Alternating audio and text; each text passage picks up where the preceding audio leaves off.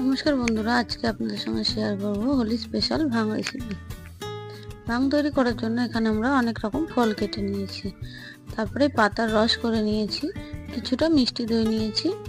এবার আমরা এখানে 2 কেজি মতো দুধ নিয়েছি। দুধটাকে ভালো করে জাল দিয়ে ঠান্ডা করে নিয়েছি।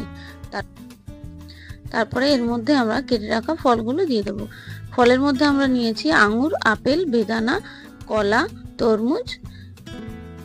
দিয়ে দেবো এর মধ্যে 500 গ্রাম দই আর বেটে রাখা কাজু কিশমিশের পেস্ট।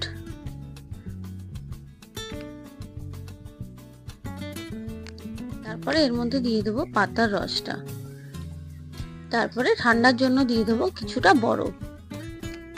তারপরে আমরা কিছুটা খেজুর পেস্ট করে রেখেছিলাম, সেটা এর মধ্যে দিয়ে ভালো করে মিশিয়ে নিয়েছি। তৈরি হয়ে গেল আমাদের হোলি স্পেশাল ভাং। ভিডিওটি ভালো লাগলে অবশ্যই লাইক, কমেন্ট, শেয়ার করে পাশে থাকবেন।